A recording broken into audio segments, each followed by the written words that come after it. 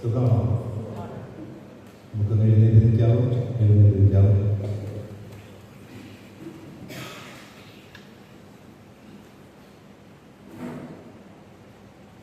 ഒരു നിമിഷം കണ്ണടച്ചു പ്രാർത്ഥിക്കാം. കണ്ണടച്ചു പ്രാർത്ഥിക്കാം. യേശുവേ സ്വർഗീയ പിതാവേ, സ്തുതിക്കുന്നവരാണ്. അല്പനിമിഷം തിരുവചനവുമായ തിരുസന്നിധിയിലായിരിക്കുമ്പോൾ ദൈവത്തിന്റെ സാന്നിധ്യത്തിൽ ഞങ്ങൾ നിറയ്ക്കണമേ എന്ന് പ്രാർത്ഥിക്കുന്നു. ഇവിടെ കടന്നു വന്നിരിക്കുന്ന എല്ലാ മക്കളെയും യേശുവിന്റെ കരങ്ങൾ സമർപ്പിക്കുന്നു. ദൈവം എല്ലാവരും ഏറ്റെടുക്കണമേ. പരിശുദ്ധാത്മ നമ്മിൽ കാത്തുകൊണ്ടുവരണം. ദൈവമേ, ഞങ്ങൾ കുറവുള്ളവരാണല്ല, നിങ്ങളുടെ തിരിച്ചു നിൽക്കാൻ യോഗ്യതയുള്ളവരാണ്. ദൈവം ഞങ്ങളെ കരുതുകയും പരിപാലിക്കുന്ന കൃപയോട് നന്ദി. ഈ ആലയത്തിലെ അച്ഛനെയും കർത്താവ്, ഈ ആലയത്തിലെ മണിക്കോപ്പറേറ്ററെയും കപ്പിയാരെയും സഭാ കമ്മിറ്റി അംഗങ്ങളെയും സഭാ സെക്രട്ടറിയും വിവിധ സംഘടനകൾ പ്രവർത്തിക്കുന്ന എല്ലാ മക്കളെയും കർത്താവ് ഞങ്ങളുടെ കരങ്ങൾ സമർപ്പിച്ചു പ്രാർത്ഥിക്കുന്നു. ദൈവം അനുഗ്രഹിക്കണം. ദൈവകരങ്ങൾ എല്ലാവരും വഹിക്കണമേ. യേശു നാമത്തിൽ അപേക്ഷിക്കുമ്പോൾ പ്രാർത്ഥനകൾ കർത്താവേ.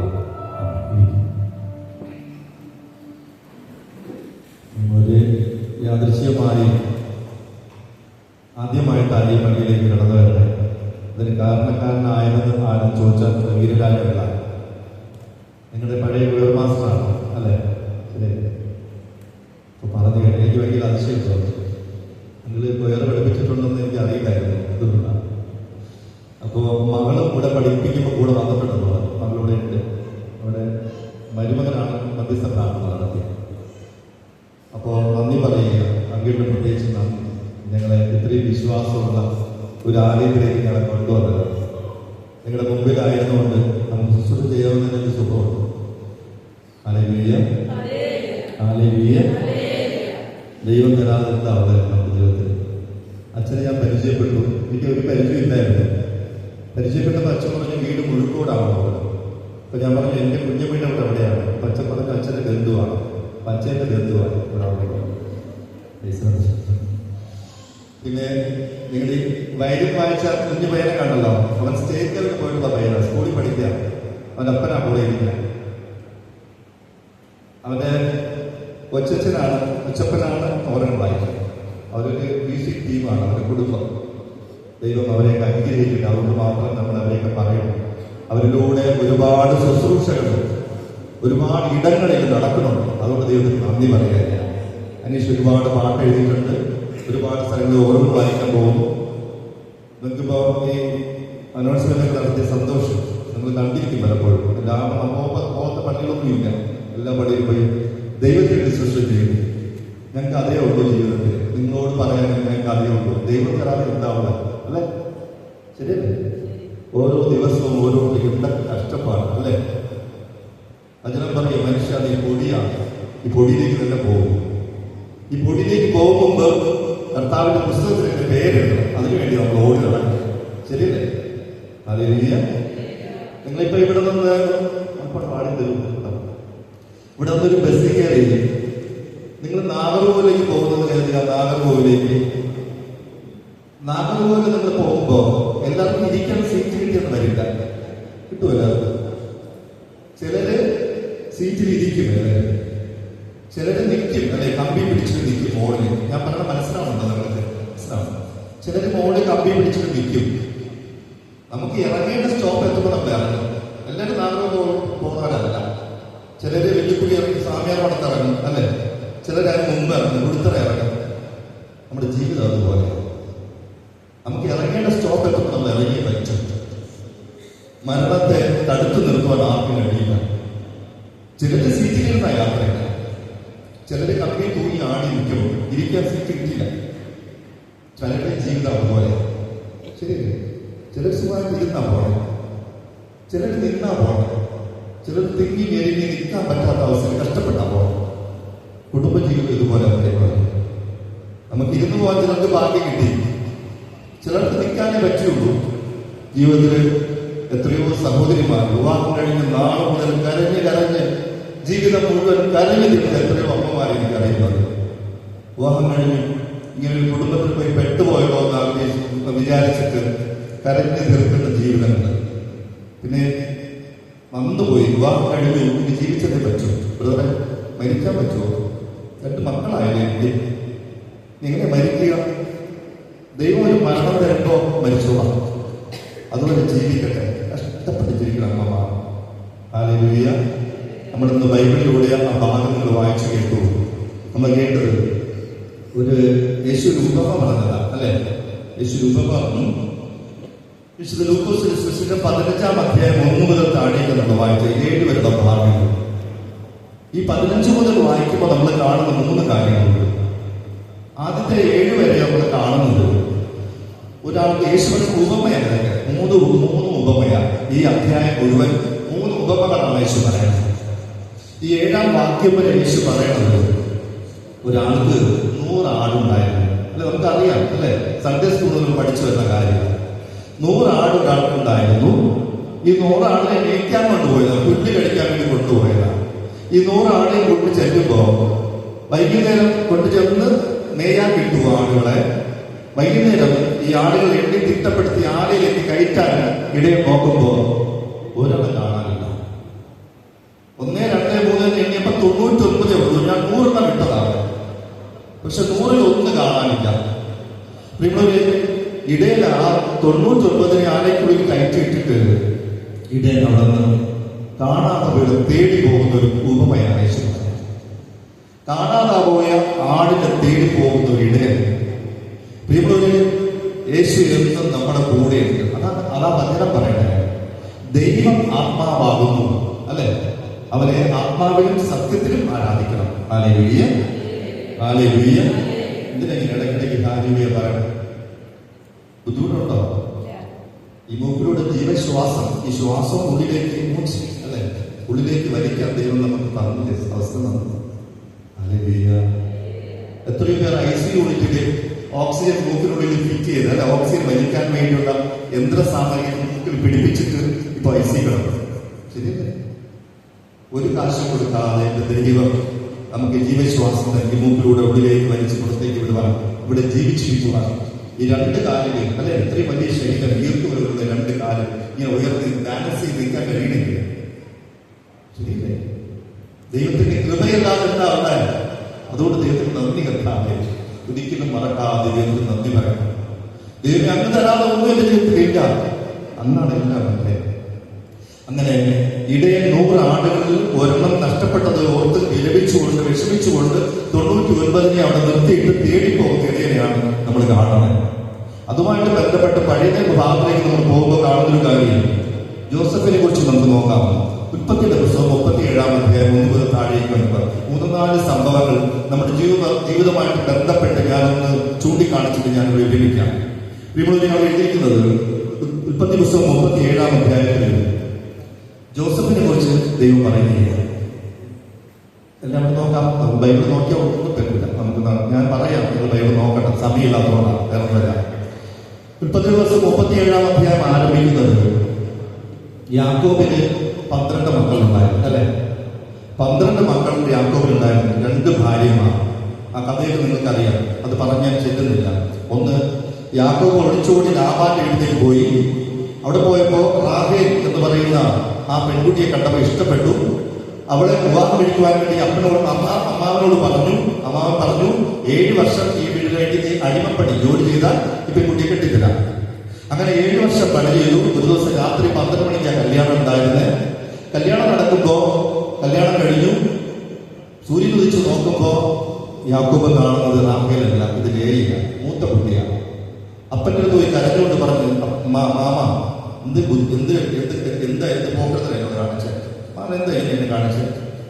അങ്ങനെ അമ്മാവനോട് പരിഭവം പറയുമ്പോൾ മാമ പറഞ്ഞ മോനെ, ഇളയ മകളിരിക്കുമ്പോ എങ്ങനെയാണ് മൂത്ത മകളിരിക്കുമ്പോ എങ്ങനെയാണ് ഇളയാളെ കെട്ടിത്തരിക? നീ 7 വർഷം കൂടെ പണി ചെയ്യും. 7 വർഷം കൂടെ പണി ചെയ്യുമ്പോൾ ഞാൻ 2ാം മക്കളെ കെട്ടിത്തരാം.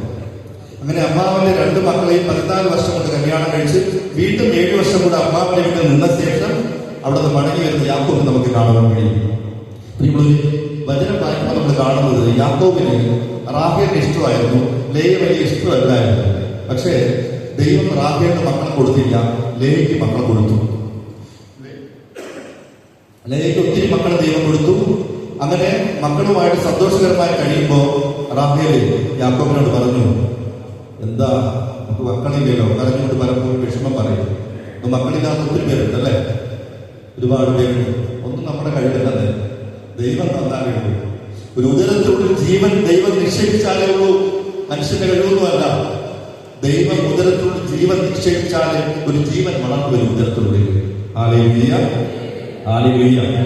റാഹേല് ദൈവത്തിന് ഇഷ്ടപ്പെടാത്ത ഒരു കാര്യം തന്റെ ഭർത്താവിനോട് പറഞ്ഞു, എന്റെ പരിചാരികയിലൂടെ എനിക്കൊരു വൃത്തിയിലൂടെ എനിക്കൊരു കുഞ്ഞിനെ തരിക. അങ്ങനെ ആ ഹാഗാറിന് ജോസഫിന്റെ പറഞ്ഞവിടെ നിൽക്കോ ഞാൻ പറഞ്ഞെവിടെയാ എന്താ പറഞ്ഞേ?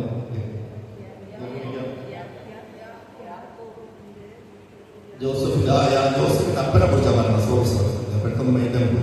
അപ്പൊ യാക്കോബിന്റെ രണ്ടാമത്തെ മകൾ റാഹേലിൽ ജനിച്ച കുട്ടിയാണ് ജോസഫ് അല്ലെ.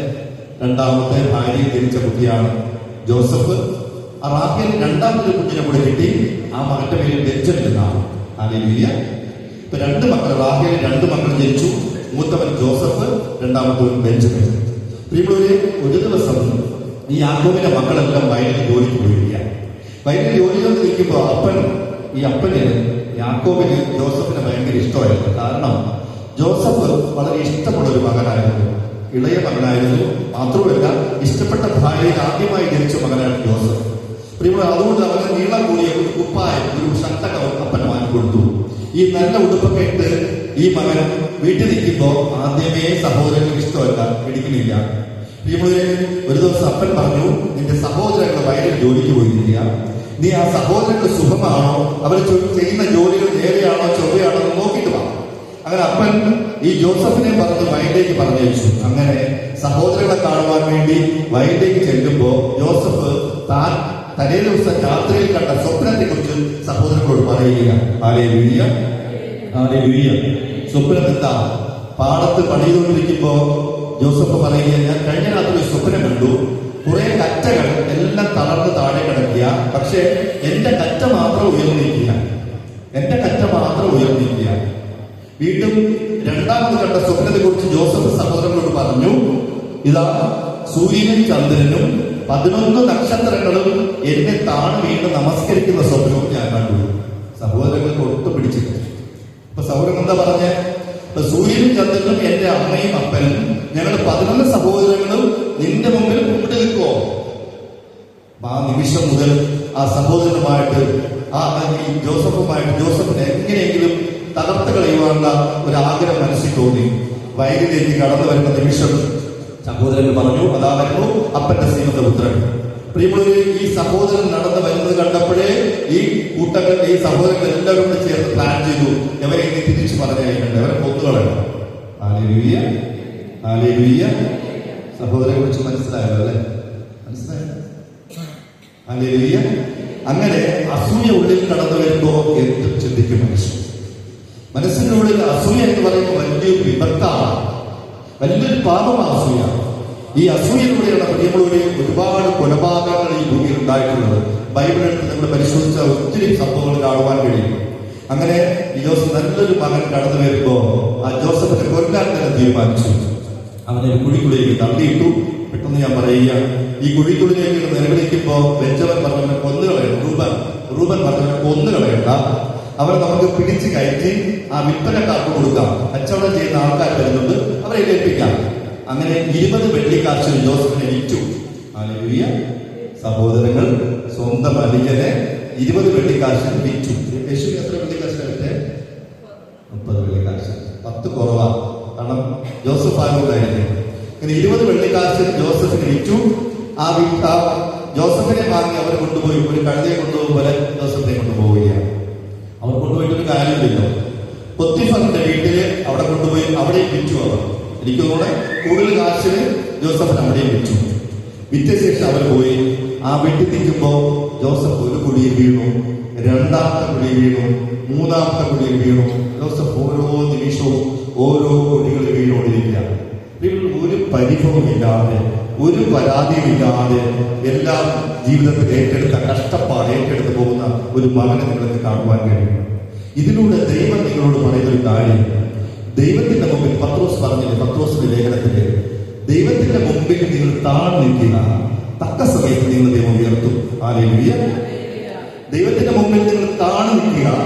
താണിരിക്കുമ്പോ ഞാൻ ഒന്നുമല്ല കർത്താവേ, ഞാൻ ഇതെല്ലാം സഹിക്കാൻ, യേശുവിനെ സഹിക്കുവാൻ ഞാൻ തയ്യാറാണെന്ന ചിന്തയോടുകൂടി ജോസഫ് ആയിരിക്കുന്ന നിമിഷങ്ങളിലെല്ലാം ദൈവം തക്ക സമയത്ത് ഉയർത്തുന്നവരാണെന്ന് ഈ ഭാഗത്തോട് നമുക്ക് കാണുവാൻ കഴിയും. അവസാനം എന്ത് സംഭവിച്ചു? പെട്ടെന്ന് പറയുക, ജോസഫിനെ ആ വീട്ടിൽ നിന്നും കുറ്റം ചെയ്തു എന്ന് പറഞ്ഞ് കള്ളക്കേസിൽ കുടുക്കി ഇതാ ജയിലിൽ അടച്ചു. ജയിലിലായിരിക്കുമ്പോ അവിടെയും കൂടെ ഉണ്ടായിരുന്ന 2 തടവുകാരുടെ സ്വപ്നം വ്യാഖ്യാനിച്ചു ജോസഫ്.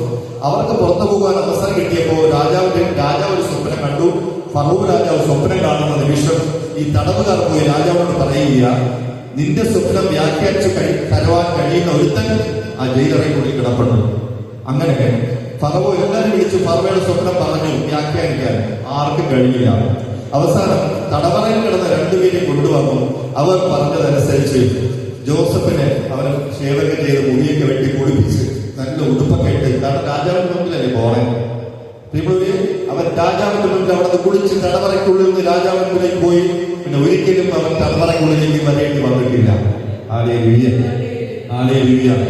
അവിടെ നിന്ന് അവൻ രാജാവിന്റെ മുമ്പിൽ പോയി രാജാവിന്റെ സ്വപ്നം വ്യാഖ്യാനിച്ചു. പടിപ്പടിയായിട്ട് ദൈവം ഉയർത്തി. പലരും പറയാറില്ലേ, എല്ലാം തകർന്നു പറയാൻ ഒന്നുമില്ലേ. ഞാനിവിടെ വരുമ്പോ ഒരു സഹോദരൻ വിളിച്ചു, അല്പസമയം സംസാരിക്കാൻ പറ്റുമോ?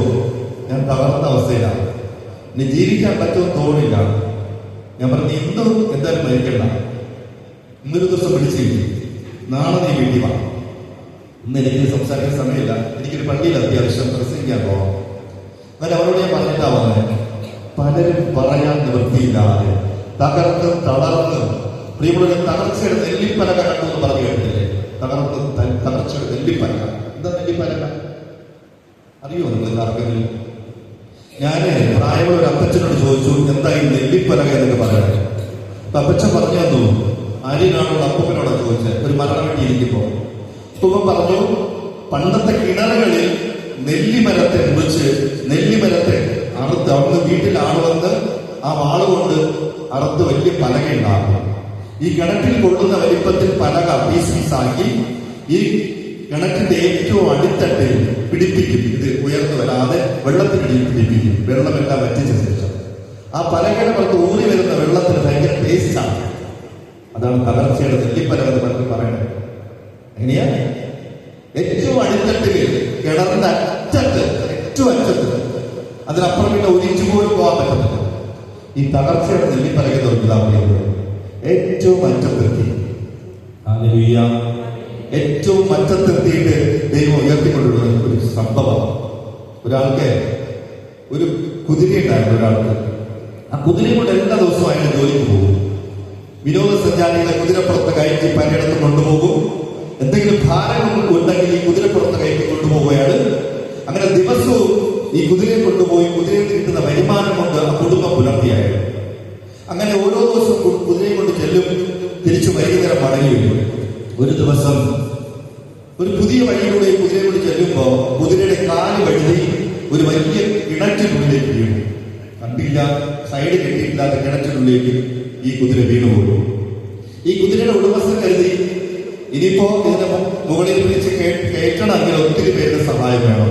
മാത്രമല്ല ഈ കുതിരയുടെ കൈയും കാലമൊക്കെ ഒടിഞ്ഞു പോയിരിക്കും. ഇത് കേട്ടിട്ട് ഒരു കാര്യമില്ല. അങ്ങനെ ഒരുപാട് വർഷം ഈ കുടുംബത്തിനോട് അധ്വാനിച്ചതാ കുതിര. ഹല്ലേലൂയ. പലപ്പോഴും ഇതുപോലെ നമ്മുടെ ജീവിതവും. നിങ്ങൾ 100 നല്ലത് ചെയ്തിട്ടുണ്ടാവും ഒരാൾക്ക്, നിങ്ങളുടെ സഹോദരന്, നിങ്ങളുടെ മക്കൾക്ക് 100 നല്ല കാര്യങ്ങൾ ചെയ്തിട്ടുണ്ടാവും. 99 നല്ലതേ ചെയ്യാൻ പറ്റിയുള്ളൂ. ഒരു കാര്യം ചെയ്യാൻ പറ്റിയില്ല. ഒരു കാര്യം ചെയ്തു കൊടുക്കാൻ പറ്റിയില്ല. എങ്ങനെയോ പറ്റിയില്ല. നിങ്ങൾ ചെയ്ത 100 കാര്യങ്ങൾ മറന്നുകളയും. ഹല്ലേലൂയ. നിങ്ങൾ 100 കാര്യങ്ങൾ ചെയ്യാൻ ശ്രമിക്കുമ്പോൾ 99 ചെയ്യാൻ പറ്റുള്ളൂ. ഒരു കാര്യം ചെയ്യാൻ പറ്റിയില്ല. പക്ഷേ ഒരു കാര്യം ചെയ്യാത്തതിന്റെ പേരിൽ നിങ്ങളെ തള്ളിക്കളയും, 100 മറന്നുകളയും. Hallelujah, hallelujah. ഈ കുതിര ഒരുപാട് വർഷം കുടുംബത്തിന് വേണ്ടി അധ്വാനിച്ചതാണ്. നീ പിടിച്ച് കലക്കി കയറ്റിട്ട് കാര്യമില്ല. കാരണം കൈകാലം ഒടിഞ്ഞിട്ടുണ്ടാവും. ഒത്തിരി ചെലവായ മൂടിക്കളയാണ്. അങ്ങനെ 2 ജോലിക്കാരെ വിളിച്ചിട്ട് കുട്ടയും മൺവെട്ടിയൊക്കെ എടുത്തിട്ട് ഈ കുതിരയുടെ ഉടമസ്ഥൻ കുട്ടയ്ക്കുള്ളിൽ മണ്ണ് വെട്ടിവെച്ച് ഈ ജോലിക്കാരുടെ തലയിൽ പിടിച്ചുകൊടുത്തു. ചത്ത് നാറാതിരിക്കാൻ മൂടിക്കളയാൻ പറ്റും. പ്രിയമുള്ളവര്, ഈ ജോലിക്കാര് ഈ കിണറ്റിനുള്ളിലേക്ക് മണ്ണ് കൊണ്ട് തട്ടിക്കൊണ്ടേയിരുന്നു. കുറെ കഴിഞ്ഞിട്ട് ഈ കുതിരയുടെ ഉടമസ്ഥൻ വന്നിട്ട് കുതിര മൂടിപ്പോയോ എന്ന് അറിയാൻ വേണ്ടി ഈ കുഴിക്കുള്ളിലേക്ക് കിണറ്റിനുള്ളിലേക്ക് ഒന്ന് കുനിഞ്ഞു നോക്കി. കുതിരയുടെ ഉടമസ്ഥൻ കണ്ടത് ഓരോ കൂട്ട മണ്ണ് പോയി താഴെ വീഴുമ്പോഴും കുതിരയുടെ മുതുകിലാണ് വീഴുന്നത്. കുതിരയുടെ മുതുക് കുടഞ്ഞിട്ട് വീണ മണ്ണിന് പുറത്ത് ചവിട്ടി നിൽക്കും. വീണ്ടും വീണ്ടും ഈ ഉടമസ്ഥൻ പറഞ്ഞു, വീണ്ടും വീണ്ടും മണ്ണ് കൊണ്ട് തട്ടി മൂടിക്കളയും. അങ്ങനെ മൂടാൻ വേണ്ടി മണ്ണ് തട്ടിക്കൊണ്ടിരിക്കുന്നു. ഓരോ കൂട്ട മണ്ണ് വീഴുമ്പോഴും കുതിരയുടെ മുതുകിലാ വീണ് മുതുക് കുടഞ്ഞിട്ട് വീണ മണ്ണിന് പുറത്ത് ചവിട്ടി ചവിട്ടി ചവിട്ടി കുതിര മുകളിലേക്ക് കയറി. ഹല്ലേലൂയ. ജോസഫിന്റെ ജീവിതം നിങ്ങൾ നോക്കിയാൽ നിങ്ങൾക്ക് കാണാൻ പറ്റുന്നില്ല. പ്രിയമുള്ളവരെ, ഓരോ കൂട്ട മണ്ണ് തട്ടി ഓരോ പ്രാവശ്യം കൂടാൻ ശ്രമിക്കുമ്പോഴും ജോസഫ് കുടഞ്ഞിട്ട് പറഞ്ഞു, ദൈവം എന്റെ കൂടെയുണ്ട്. ജോസഫിന്റെ സംഭവം നിങ്ങൾ 37 മുതൽ താഴേക്ക് വായിച്ചാൽ നിങ്ങൾക്ക് കാണാൻ പറ്റുന്ന ഒരു കാര്യം, ആ വചനത്തുടനീളം വെച്ചിരിക്കുന്നത് ജോസഫിനോട് കൂടെ ദൈവം ഉണ്ടായിരുന്നു. ഹല്ലേലൂയ. അതുകൊണ്ടാ പറഞ്ഞേ, ദൈവം ആത്മാവാകുന്നു, അവൻ ആത്മാവിനെ സത്യത്തിലും ആരാധിക്കണം. പ്രിയമുള്ളവരെ, ആത്മാവാകുന്ന ദൈവം ഓരോ നിമിഷവും നമ്മുടെ കൂടെ എന്നുള്ള ബോധ്യം നിങ്ങൾ മറക്കണ്ട. ദൈവം കൂടെ ഉള്ളതുകൊണ്ടാണ് നിങ്ങൾക്ക് ഇങ്ങനെയൊക്കെ സഞ്ചരിക്കുവാൻ ഓരോ കാര്യങ്ങൾ ചെയ്യാനൊക്കെ പറ്റണം. ആ തിരിച്ചറിവാണ് വേണ്ടത്. ദൈവം എന്റെ കൂടെ ഉണ്ടെന്നുള്ള ബോധ്യം. ഹല്ലേലൂയ. ഹല്ലേലൂയ. വീണ്ടും നമ്മൾ ദാനിയേലിന്റെ പുസ്തകം 6-ാം അധ്യായം നമ്മുടെ പരിശോധിക്കുമ്പോൾ കാണാൻ പറ്റുന്ന ഒരു കാര്യം, ദാനിയേലിന്റെ പുസ്തകം 6-ാം അധ്യായം. അവിടെ നമ്മൾ കാണുന്നത്, ഞാൻ പറയാൻ നോക്കിയാൻ പറ്റത്തില്ല, സമയമില്ല, അതുകൊണ്ടാണ്. അവിടെ ദാരിയോസ് എന്ന് പറയുന്ന ഒരു രാജാവ് ഉണ്ടായിരുന്നു. ദാരിയോസ് രാജാവ് 120 സേനാധിപതികളെ 120 ഇടങ്ങളിൽ ഭരിക്കുവാൻ. നമ്മുടെ സംസ്ഥാനത്തിന്റെ ഭരണം പോലെ നമുക്കിപ്പോ സംസ്ഥാനത്ത് ഓരോ ജില്ലകൾക്കും ഓരോ MLA-മാരും അല്ലെ MP-മാരും അല്ലെങ്കിൽ ഓരോ സ്ഥലങ്ങളിൽ പാർഷ അല്ലെങ്കിൽ ഒരു MLA എന്ന് പറയുമ്പോൾ ഓരോ ഇടങ്ങളിലേക്കും MLA-മാരും. അതുപോലെ അന്നും ദാരിയോസ് രാജാവിന്റെ രാജ്യത്തിൽ 120 ഇടങ്ങളിൽ 120 തിരഞ്ഞെടുക്കപ്പെട്ട ആൾക്കാരുണ്ടായിരുന്നു. അവർ ഓരോ ഇടങ്ങളിലും നിയമിച്ച ശേഷം ഈ 120 പേരെ നോക്കാൻ വേണ്ടി 3 പേരെ നിയമിച്ചു. അതിൽ ഒരാളായിരുന്നു ദാനിയേൽ. 3 പേര്, മനസ്സിലായോ? 3 പേരുടെ കീഴിലാണ് 120 പേര് ആ രാജ്യം ഭരിക്കുവാൻ വേണ്ടി. രാജാവ് ഏറ്റവും പേര് ദാരിയോസ് രാജാവ്. ഈ രാജാവിന്റെ കീഴിലാണ് 3 പേര്, അതിന്റെ കീഴിലാണ് 120 പേര്. ഇങ്ങനെ ഭരിച്ചുകൊണ്ടൊരു ഭരണം തുടർന്നുകൊണ്ടേയിരുന്നു. പ്രിയമുള്ളവരെ, ഭരണം തുടർന്നുകൊണ്ടിരിക്കുമ്പോ ഈ 3 പ്രധാന ദേശാധിപതികളിൽ ഒരാളായ ദാനിയേൽ സത്യസന്ധനായിരുന്നു, നിഷ്കളങ്കനായിരുന്നു. അയാൾക്ക് പ്രതിഫലമൊന്നുമില്ലാതെ വളരെ ആത്മാർത്ഥതയോടെ കഠിനമായി ജനത്തിന് വേണ്ടി അധ്വാനിച്ചു. അതിന്റെ ഫലവും ഈ ദാനിയേലിന് കിട്ടി. രാജാവ് നോക്കുമ്പോ ഒരു റെസ്റ്റുമില്ലാതെ ജനത്തിന് വേണ്ടി കഷ്ടപ്പെട്ട് ജോലി ചെയ്യുന്ന ദാനിയേലിനെ കാണുന്നത്. അതിന് രാജാവിന് ദാനിയേൽ ഒരുപാട് ഇഷ്ടം തോന്നിയപ്പോ രാജാവിന് തോന്നി അല്പം വിശ്രമിക്കാം, ഈ രാജ്യത്തിന്റെ മുഴുവൻ ചുമതലയും ദാനിയേലിനെ ഏൽപ്പിച്ചാലും ഭംഗിയായിട്ട് രാജ്യം കൊണ്ടുപോകും. അങ്ങനെ ഏൽപ്പിക്കാമെന്ന് കരുതുമ്പോ അവിടെയും അസൂയ കടന്നു വരികയാണ്. കൂടെയുള്ള 2 പേർ പറഞ്ഞു, അങ്ങനെ വിട്ടാൽ ശരിയാവത്തില്ല, ഇവനങ്ങനെ മോളിൽ പോയാറുണ്ട അല്ലെ. പണ്ട് ഞാനൊരു കഥ കേട്ടിട്ടുള്ളത്, ഇവിടെ നിന്ന് കുറെ ഞണ്ടുകളെ വേറൊരു രാജ്യത്തെ കയറ്റി അയക്കാൻ വേണ്ടി ഒരു ഭരണിയിലാക്കി അയച്ചു എന്നാ പറയണേ. അപ്പൊ ഓരോ ഞണ്ടും ഈ സൈഡിൽ കൂടെ കയറി മോളി വരുമ്പോൾ താഴെ നിൽക്കുന്ന ഞണ്ടുകൾ ഇതിനെ പിടിച്ച് താഴെ വീഴും. ഒരൊറ്റ ഞണ്ടിനും മോളി കയറാൻ പറ്റിയിട്ടില്ലെന്നാ പറയണേ. അതുപോലെയാ ഇവർ 2 പേരും കൂടെ ഇയാളെ വലിച്ച് താഴെയാണ് ശ്രമിച്ചുകൊണ്ടിരിക്കുക. നീ അങ്ങനെ മോളി കയറണം. ഹല്ലേലൂയ. ഹല്ലേലൂയ. അങ്ങനെ ദാനിയേലിന്റെ രാജാവ് ആ രാജ്യത്തിന്റെ ദേശാധിപതിയാക്കാൻ ശ്രമിക്കുന്ന സമയം പ്രിയമുള്ളവരെ, ആ 2 പേരും കൂടെ ആലോചിച്ചു എന്ത് വഴിയാ. അവർ 2 പേരും കൂടെ ഒരു കുറുക്കൻ ബുദ്ധി അവിടെ ഉള്ളിലേക്ക് കുതിച്ചു വന്നു. അവർ പറഞ്ഞു, രാജാവിന്റെ അടുത്ത് 2 പേരും കൂടെ ചെല്ലുകയാണ്. രാജാവ് ഒരു 30 ദിവസത്തേക്ക്, എങ്ങനെയാ, ഒരു 30 ദിവസത്തേക്ക് രാജാവിനെ മാത്രമേ ഈ രാജ്യത്തോടെ എല്ലാവരും ആരാധിക്കാവൂ. 30 ദിവസത്തേക്ക് ദാരിയോസ് രാജാവിനെ മാത്രമേ ഈ രാജ്യത്തിലെ മുഴുവൻ ആൾക്കാരും ആരാധിക്കാവൂ. അങ്ങനെ ഒരു കൽപ്പന പുറപ്പെടുവിക്കണം. രാജാവ് ഇഷ്ടപ്പെട്ടു. കാരണം രാജാവിനെ ആരാധിക്കുകയല്ലേ എല്ലാ ജനങ്ങളും. രാജാവ് കൽപ്പന വിളംബരം ചെയ്തു. പ്രിയമുള്ളവരെ, ഇവിടെ ഉദ്ദേശിച്ചത് ദാനിയേൽ ദൈവത്തിൽ ആശ്രയിക്കുന്നവനാണ്. ദാനിയേൽ ഒരിക്കലും മറ്റൊരാളെ വണങ്ങില്ല, അറിയാവർക്ക്. അപ്പൊ അതിന് ശിക്ഷയും കൂടെ അവർ ഏർപ്പെടുത്തി. ആരെങ്കിലും ഈ 30 ദിവസത്തിനിടയിൽ രാജാവിനെ ആരാധിക്കാതിരുന്നാൽ അയാളെ സിംഹക്കുടിയിലേക്ക് തള്ളിയിടണം. അതാണ് ശിക്ഷ. അങ്ങനെ ശിക്ഷയും വിധിച്ചു. എഗ്രിമെന്റ് എഴുതി രാജാവ് ഒപ്പുവെച്ച് സീൽ ചെയ്ത് കൊടുത്തു. Hallelujah, hallelujah. നല്ല ഉറങ്ങിയോ? കരവെട്ടി ഹല്ലേലൂയ. ശക്തിയോടെ പറയാം. നിങ്ങൾ 8:30 ഉറങ്ങുന്നവരാണോ? ഹല്ലേലൂയ. അപ്പോ അങ്ങനെ ഈ രാജാവിന്റെ കൽപ്പന പ്രകാരം സിംഹക്കുടിയിലേക്ക് തള്ളിയിടുവാൻ വേണ്ടി അവർ ആഗ്രഹിച്ചു.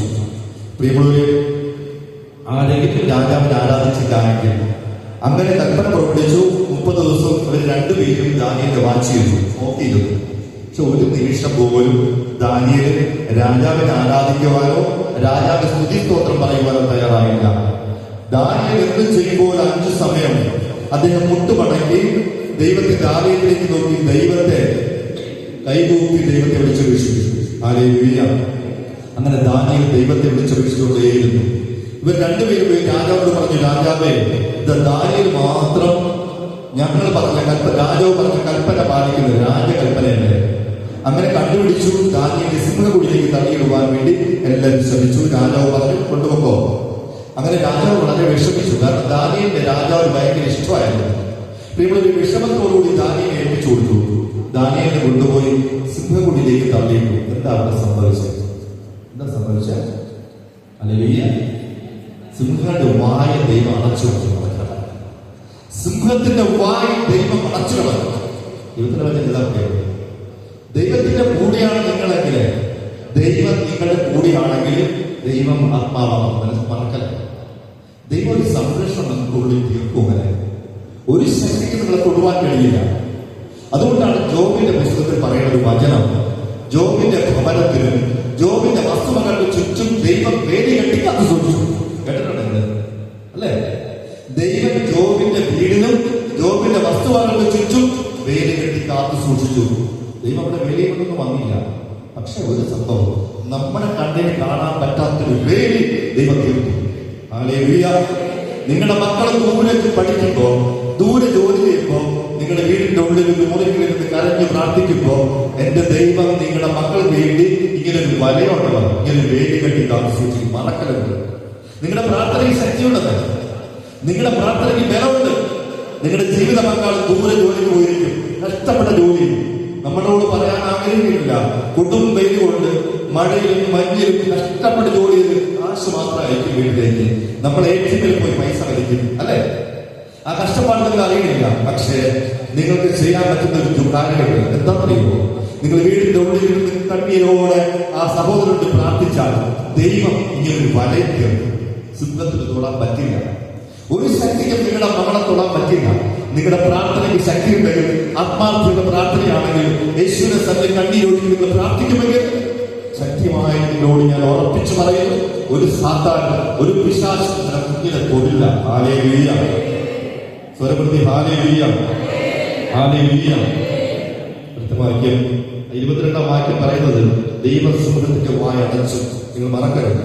ദാനിയേലിന്റെ പുസ്തകം 6-ാം അധ്യായം 22-ാം വാക്യം, ദൈവം സിംഹത്തിന്റെ വായ അടച്ചു. അതാ പറഞ്ഞ, നിങ്ങൾ മരണത്തിന്റെ നിലവീണ താഴ്വരയിലൂടെയാണ് നിങ്ങൾ സഞ്ചരിക്കുന്നു എങ്കിലും എന്റെ ദൈവത്തിന്റെ കരം നിങ്ങളെ മൂടും. ഒരു കുഞ്ഞിനെ, ഒരു കോഴി തന്റെ കുഞ്ഞിനെ ചിറകൻ മറവിൽ മറയ്ക്കും പോലെ നിങ്ങളുടെ കുഞ്ഞുങ്ങളെ ദൈവം ചിറകൻ മറവിൽ മറയ്ക്കും. Hallelujah, hallelujah. ഇനി ഒരു കാര്യം കൂടെ, അബ്രഹാമിന് 100 വയസ്സായപ്പോഴാണ് ഇസഹാക്കിനെ ഇരിക്കുന്നത് അല്ലെ? അബ്രഹാമിന് 100 വയസ്സുള്ളപ്പോഴാണ് ഇസഹാക്കിനെ അപ്പൂപ്പനായപ്പോ. ദൈവത്തിന്റെ പദ്ധതിയാണ്. അതിലൂടെ നമ്മൾ അറിയേണ്ട ഒരു കാര്യം, നമ്മുടെ ബുദ്ധിക്ക് അപ്പുറമായിട്ട് ചെയ്തു തരുന്ന കാര്യം ദൈവം ചെയ്ത് നമുക്ക് ചെയ്യാൻ പറ്റാത്തത്. ഹല്ലേലൂയ. ഇതിനിടയ്ക്ക് അബ്രഹാം ഒരു അബദ്ധം കാണിച്ചു. എന്താ അബ്രഹാം ചെയ്ത്? 175 വയസ്സായപ്പോഴേ ഇങ്ങനെ പുലമ്പാൻ തുടങ്ങി, ഇങ്ങനെ പറമ്പിച്ചോടിയിരിക്കുകയാണ്. അപ്പോ സാറ 75 വയസ്സ് കഴിയുമ്പോൾ 75 വയസ്സായപ്പോഴേ അബ്രഹാം കുഞ്ഞുങ്ങളുമില്ല, തലമുറകളുമില്ല, നമ്മുടെ വസ്തുക്കൾ അനുഭവിക്കാൻ അടുത്തൊരാളില്ല, ഇതാ ഭൃത്യന്മാരുടെ അല്ലെങ്കിൽ ദാസിയുടെ മക്കളൊക്കെ ഉള്ളത് എന്നൊക്കെ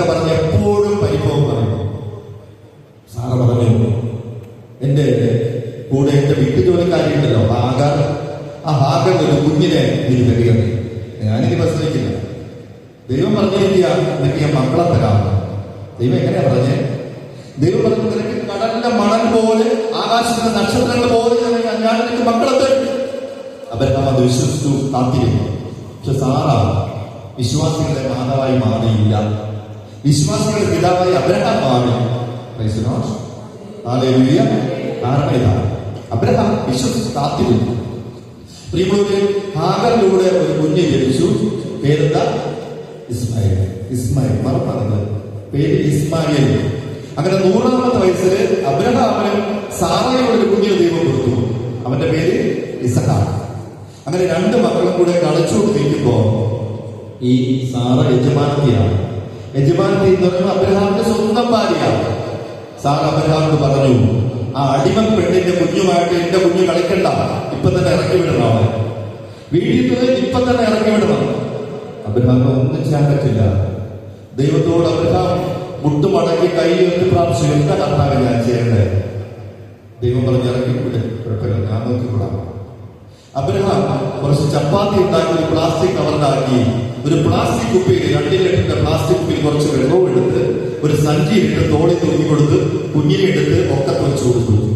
സാറ് അരിഞ്ഞുകൊണ്ട് ആ വീട്ടിൽ ഇറങ്ങി പോവുക. ഒരു കുഞ്ഞിനെ കൊടുത്ത് 5 ചപ്പാത്തി എടുത്ത് ഒരു പ്ലാസ്റ്റിക് കവറിലിട്ട് ഒരു 2 ലിറ്ററിന്റെ പ്ലാസ്റ്റിക് കുപ്പിയിൽ കുറച്ച് വെള്ളവും എടുത്ത് ഒരു സഞ്ചിക്കുള്ളിട്ട് തോളിൽ തൂക്കി വിടുക. ആകെ ഒരു മനസാക്ഷിയില്ലാതെ ഇന്ന് നമ്മൾ കാണുന്നത് എത്രയോ അപ്പന്മാരെന്നറിയും റോഡിൽ ഇറക്കി വിടുന്ന 75 വയസ്സ് വരെ മക്കളെ പൊന്നുകൊണ്ട് നോക്കി എത്രയോ അപ്പനും അമ്മയും റോഡിലാണ്. എത്ര പേരെ വൃദ്ധസ്ഥലത്തിലറിയുന്നുണ്ട്. നൊന്ന് പറ്റ അമ്മയുടെ വേദന അറിയാത്ത മക്കൾ അല്ലെങ്കിൽ ഏതൊരു തോന്നും. ഇവിടെ ഹാഗർ കുഞ്ഞിനെ കൊണ്ട് പോയി വചനം പറയുകയാണ്. ഹാഗർ കുഞ്ഞിനെ കൊണ്ട് നടന്ന് മണലാരണ്യത്തിലൂടെ നടന്ന് കടന്നുപോയി. ചപ്പാത്തിയും തീർന്നു, വെള്ളവും തീർന്നു, ഒന്നുമില്ല. നീ എന്താണ്? നീ മരണം. ഇനി മരിക്കാൻ മാത്രമേ കഴിയൂ. എത്ര പേരെ പറയും മരിക്കാൻ മാത്രമേ പറ്റൂ. നിങ്ങൾക്ക് മുമ്പോട്ട് ജീവിക്കാൻ പറ്റില്ല. കടത്തിൽ മുങ്ങിപ്പോയി ഈ കടലുകളൊക്കെ തീർക്കാൻ പറ്റില്ല. മരിക്കാൻ മാത്രമേ പറ്റൂ. ഹല്ലേലൂയ. ചെറുപ്പത്തി ഹല്ലേലൂയ. കൈയുയർത്തി ഹല്ലേലൂയ. ഹല്ലേലൂയ. നമ്മളൊരു ആഗ്രഹം നോക്കുമ്പോ ഈ കുഞ്ഞിന്റെ മരണം എനിക്ക് കാണാൻ വയ്യ. ആകർ കുഞ്ഞിനെ കൊണ്ടൊരു മരവുമില്ലല്ലോ. മകനാനത്തിൽ ഒരു വർഷത്ത് കൊണ്ട് ഈ കുഞ്ഞിനെ കിടത്തി. കുഞ്ഞ് അല്ലാതെ നിലവിളിക്കുക, അല്ലാതെ കരയുക. ആരോട് കരയുക? ആരുടെ കുഞ്ഞിന്? കുറെ ദൂരം അമ്മ നടന്നുപോയി. അങ്ങോട്ട് തിരിഞ്ഞിരുന്നിട്ട് അമ്മ അങ്ങോട്ട് തിരിഞ്ഞിരുന്ന് കരയാൻ തുടങ്ങി. മരിക്കാൻ 2 പേരും മരിക്കാൻ ആഗ്രഹിച്ച കാര്യം. ഇനി മരണമേ ഉള്ളൂ. മുമ്പോട്ടിന് ഒന്നുമില്ല. ഒന്നും ചെയ്യാൻ പറ്റത്തില്ല. പ്രിയമുള്ളവരെ, കരഞ്ഞ് ജീവൻ നഷ്ടപ്പെടുന്ന അവസ്ഥയിൽ എത്തിയിട്ടുണ്ടാകും. എന്തിന് വചനം പറയുക? ആ നിമിഷം കുഞ്ഞിന്റെ കരച്ചില് ദൈവം കേട്ടു. നിങ്ങൾ ദൈവത്തിന്റെ മുമ്പിൽ കണ്ണീരൊഴുക്കി പ്രാർത്ഥിച്ചാൽ, നിങ്ങൾ കണ്ണീരൊഴുക്കി ആവശ്യം വേണ്ടി പ്രാർത്ഥിച്ചാൽ നിങ്ങൾ ഒരു മനുഷ്യന്റെ മുമ്പിൽ കരയേണ്ടി വരില്ല. ഉറപ്പിച്ച് പറയുകയാണ്. നിങ്ങൾ കണ്ണീരൊഴുക്കി കർത്താവിനെ പ്രാർത്ഥിച്ചാൽ ഒരു മനുഷ്യന്റെ മുമ്പിൽ നിങ്ങൾ കരയേണ്ടി വരില്ല. ഹല്ലേലൂയ. സ്വരപ്പെടുത്തി ഹല്ലേലൂയ. ഹല്ലേലൂയ. അങ്ങനെ ഹാഗർ കണ്ണീരോട് പ്രാർത്ഥിക്കുമ്പോ എന്റെ ദൈവം കുഞ്ഞിന്റെ കരച്ചിൽ കണ്ടിട്ട് ദൂതനയച്ച്, പ്രിയമുള്ളവരെ, അവിടെ വെള്ളം പൊട്ടി ഒഴുകുന്ന തരത്തില് ഈ മക്കൾക്ക് ആവശ്യമായി ഒഴുകിക്കുവാൻ വേണ്ടി വെള്ളം പൊട്ടി ഒഴുകുന്ന തരത്തിലേക്ക് ആ മക്കൾക്ക് ഒഴുക്കി കൊടുക്കുക. മുട്ടോളമല്ല, അരയോളമല്ല, നീന്തിയിട്ട് അപ്പുറം കടക്കത്തക്ക രീതിയിൽ ആത്മാവിനെ നിറയ്ക്കുന്ന ഒരു ദൈവം ഈ മക്കൾക്ക് വേണ്ടി ഉറവ തുറന്നു കൊടുക്കുന്നത് നമുക്ക് കാണുവാൻ കഴിയും. ഹല്ലേലൂയ. ഇതാ നമ്മുടെ കൂടെയുള്ള ദൈവം. അടുത്തൊരു സംഭവം 1 രാജാക്കന്മാരുടെ പുസ്തകം 17-ാം അധ്യായം 1 മുതൽ താഴേക്ക് വായിക്കുമ്പോൾ ഒരു സംഭവം അവിടെ കാണാം. 1 രാജാക്കന്മാരുടെ പുസ്തകം 17-ാം അധ്യായം 1 മുതൽ താഴേക്ക് വായിക്കുമ്പോൾ നിങ്ങൾ ഇതൊന്നും മറന്നുപോകരുത്. ഈ സംഭവങ്ങളൊന്നും നമ്മുടെ ജീവിതവുമായിട്ട് ബന്ധപ്പെട്ട് ദൈവം എഴുതി വെച്ചിരിക്കുന്ന കാര്യങ്ങളാണ്. അവിടെ എന്താ എഴുതി വെച്ചിരിക്കണേ? അവിടെ എഴുതി വെച്ചിരിക്കുന്നത് ദൈവത്തിന്റെ സന്നിധിയിൽ ശക്തനായ പ്രവാചകനായിരുന്നു ഏലിയ. അല്ലെ? ദൈവത്തിന്റെ സന്നിധിയിൽ ശക്തനായ പ്രവാചകൻ. പ്രവാചകൻ എന്ത് പ്രാർത്ഥിച്ചാലും നടക്കും. അത്തരത്തിലാണ് മുന്നോട്ടിരിക്കുന്നത്. പ്രവാചകൻ പറഞ്ഞു, ഇനി ഞാൻ പറഞ്ഞല്ലാതെ ഈ ഭൂമിയിൽ മഴയോ മഞ്ഞോ പെയ്യില്ല. ആ നിമിഷം മുതൽ ആ ഭൂമിയിൽ ക്ഷാമം ആരംഭിച്ചു. അവിടെ ജനം അത്രമാത്രം ദ്രോഹം ചെയ്ത് ദൈവത്തിന് കൊള്ളാരുന്നവരെ തീർന്നു. അങ്ങനെ ക്ഷാമം തുടങ്ങി. മനുഷ്യന്റെ വീട്ടിലുണ്ടായ വിഭവ സമ്പത്ത് എല്ലാം നഷ്ടപ്പെട്ടു. നമുക്ക് കൊറോണ വന്നില്ലേ? കൊറോണ വന്നപ്പോ നമ്മൾ എന്ത് ചെയ്തു? നമ്മൾ 15 കിലോയും 75 കിലോയും ചാക്കരി വാങ്ങിച്ച് വീട്ടിൽ കൊണ്ടുവച്ചു. കാരണം എനിക്കെന്താ 75 കിലോ തീരുന്നവരെ ജീവിക്കണം, അത് കഴിയുമ്പോൾ മരിക്കും. അത്രയും കാലം ജീവിക്കുമല്ലോ. ഒരുപക്ഷെ കൊറോണ തീരുകയാണെങ്കിൽ ഞാൻ വീട്ടിൽ ജീവിക്കും. ഭക്ഷണം ഇല്ലെങ്കിൽ എന്ത് ചെയ്യും? പട്ടിണി കിടന്ന് ചാകേണ്ടി വരും. ആരും കൊണ്ടു തരത്തില്ല. ഇതാണ് നമ്മുടെ ഉള്ളിലെ ചിന്ത, അല്ല? ശരിയല്ലേ? അതുപോലെ ഈ ഏലിയാവും സുഭിക്ഷമായി കഴിച്ചുകൊണ്ടിരിക്കുന്ന ഏലിയാവും ദൈവത്തിന്റെ ഒരു നീതിമാനായ ഏലിയാവും ഏലിയാവ് പ്രവചിച്ചു. ആ നിമിഷം ഏലിയാവും ഈ ശാപത്തിലകപ്പെട്ടു. ഹല്ലേലൂയ. ഏലിയാവും ശാപത്തിലകപ്പെട്ടു. ഹല്ലേലൂയ. യോനയുടെ കപ്പൽ മുങ്ങാൻ പോയി. യോന അതിലുണ്ടായിരുന്നു. യേശുവുള്ള കപ്പലും മുങ്ങാൻ പോയി. പക്ഷേ യേശുവിനെ വിളിച്ചുണർത്തി. യേശു കാറ്റിനെ കടലിനെ ശാസിക്കുന്ന നിമിഷം കാറ്റും കടലും ഇവർക്കെതിരായി മാറിയത് ദൈവം ശാസിച്ചു. ഹല്ലേലൂയ. ഇവിടെ ഇതാ നമ്മൾ നോക്കുമ്പോ ഏലിയാവിനെ ദൈവം ഒരു തോട്ടിന്റെ കരയിൽ പറഞ്ഞിരിക്കുക. കെരീത്ത് തോട്ടിന്റെ കരയിൽ പോയി ഏലിയ ഒളിച്ചിരുന്നു. കാരണം ആഹാരം കൊന്നുകളയും ഏലിയാവിനെ കണ്ടാൽ. അങ്ങനെ ഒളിച്ചിരിക്കുമ്പോ ആ ഒരു തോട്ടിനുള്ളിലൂടെ ഒഴുകി വരുന്ന നീരുറവയിൽ നമ്മുടെ ബുദ്ധിക്കപ്പുറമായിട്ട് അവിടെ സംഭവിക്കുന്ന ഒരു കാര്യം, ഒരു കാക്കയിലൂടെ അപ്പവും ഇറച്ചിയും തക്ക സമയങ്ങളിൽ ഏലിയാവ് കൊടുത്തേക്കും. അങ്ങനെ ഈ കാക്കയോട് ലഭിക്കുന്ന അപ്പവും ഇറച്ചിയും കഴിച്ച് സുഖമായി കഴിച്ചുറങ്ങി അവിടെ ആയിരിക്കുകയായിരുന്നു. അപ്പോഴാണ് ഒരു അമ്മയുടെ കരച്ചിൽ ദൈവത്തിൽ എത്തണേ. മറക്കരുത്. അതേ പറഞ്ഞു. ഒരു ക്യാമറയുടെ കീഴിലാണ് നമ്മൾ, കേട്ടോ. നമ്മളെല്ലാം ഒരു ക്യാമറയുടെ കീഴിലാണ്. എന്റെ ദൈവം നിങ്ങളുടെ നടപ്പും കിടപ്പും എല്ലാം കണ്ടുകൊണ്ടിരിക്കുക. ഒരു ക്യാമറയുടെ കീഴിലാണെന്നേ നമ്മൾ എവിടെ പോയാലും ദൈവം നമ്മളെ കാണുകയാണ്. നമ്മൾ വിചാരിക്കും, ഞാൻ പലപ്പോഴും കാണുന്നു ഈ കറണ്ട് മോഷ്ടിക്കുമ്പോ അത് ദൈവം കാണുന്നില്ല. അതും ദൈവത്തിന്റെ സംവിധാനമാണ്. പൈപ്പിൽ വെള്ളം തുറന്നു കൊടുക്കുന്നു, ദൈവം കണ്ടു, അതും ദൈവത്തിന്റെ സംവിധാനമാണെന്നേ മറക്കരുത്. ഞാൻ ഒരു മുസ്ലിം പയ്യൻ, എൻ്റെ ഒരു സഹോദരൻ ഉണ്ടായിരുന്നു, എൻ്റെ കൂടെ ജോലി ചെയ്യുമ്പോൾ അവിടെ ഞങ്ങൾ ഭക്ഷണം പാചകം ചെയ്യുമായിരുന്നു. ഭക്ഷണം പാകം ചെയ്യുമ്പോൾ ഈ മുസ്ലിം സഹോദരൻ നന്നായിട്ട് ഭക്ഷണം ഉണ്ടാകും. അദ്ദേഹം ചെയ്യുന്നൊരു കാര്യം നിങ്ങൾ മറക്കരുത് തോന്നുന്നു. അദ്ദേഹം കറിയൊക്കെ എടുത്താൽ പോലും കഴുകിയ ശേഷം ദൈവത്തിന് നന്ദി പറഞ്ഞിട്ടേ കറി ഇടാമോ. എല്ലാം ഒരു പൊടി ഇടണമെങ്കിലും ദൈവത്തിന് നന്ദി, നന്ദി. ഇത് അവരുടെ ഭാഷയിൽ അറബിയിലാണ് പറയണം. നന്ദി പറഞ്ഞിട്ട് ഒരു വെള്ളം എടുക്കണമെങ്കിൽ നന്ദി പറഞ്ഞേ ചെയ്യാറുള്ളൂ. ഞാൻ പഠിച്ചതായിരുന്നു. പ്രിയമുള്ളവരെ, അയാൾ പറഞ്ഞു, എടാ നമുക്ക് ഇതൊക്കെ എപ്പോഴും കിട്ടുന്നതാണ് അന്ന് ചിന്തിക്കണേ. എപ്പോഴും കിട്ടണമെങ്കിൽ ദൈവത്തിന് ബാത്റൂമിൽ പോകുമ്പോൾ ആ വെള്ളം ഉപയോഗിക്കുമ്പോഴും അയാൾ പറഞ്ഞു, ഞാൻ അപ്പോഴും ദൈവത്തിന് നന്ദി പറയും. അവൻ പറഞ്ഞത്, എന്റെ വാപ്പയുണ്ടല്ലോ, വാപ്പ ബാത്റൂമിൽ പോയി ഇരിക്കുമ്പോ വാപ്പയുടെ ഉള്ളിൽ നിന്ന് പോകുന്നതെല്ലാം ബ്ലഡാ പോണേ. എന്റെ ദൈവം എനിക്ക് ഇത്രമാത്രം സുഖം തന്നില്ലടാ. അവൻ പറഞ്ഞു, എന്റെ അമ്മാവൻ യൂറിനാണെങ്കിൽ എപ്പോഴും തുള്ളി ആ പൊക്കോട്ടിരിക്കും. നിയന്ത്രിക്കാൻ പറ്റൂല എന്റെ അമ്മാവനെ. ഇത് നിയന്ത്രിക്കാൻ ഇപ്പൊ എന്റെ ദൈവം നമുക്ക് തന്നില്ലടാ. എങ്ങനെ ദൈവത്തിന് നന്ദി പറയാതിരിക്കുക? ഒരു സ്ഥലത്ത് കൺവെൻഷൻ കഴിഞ്ഞ് ഇറങ്ങുമ്പോ ഒരു അമ്മച്ചി എന്റെ ചെറിയൊന്ന് പറഞ്ഞു, ബ്രദറെ പ്രാർത്ഥിക്കണം. ഞാൻ ചോദിച്ചു, അമ്മച്ചി എന്തിനു വേണ്ടിയാ പ്രാർത്ഥിക്കണേ? അമ്മച്ചി പറഞ്ഞു, എനിക്ക് ഒരു സ്ഥലത്ത് പോകാൻ പറ്റുന്നില്ല മോനെ. ഞാനൊന്ന് ചമച്ചാലോ തുമ്മിയാലോ അപ്പം തന്നെ യൂറിൻ പോകും, ചിരിച്ചാലോ യൂറിൻ പോകും.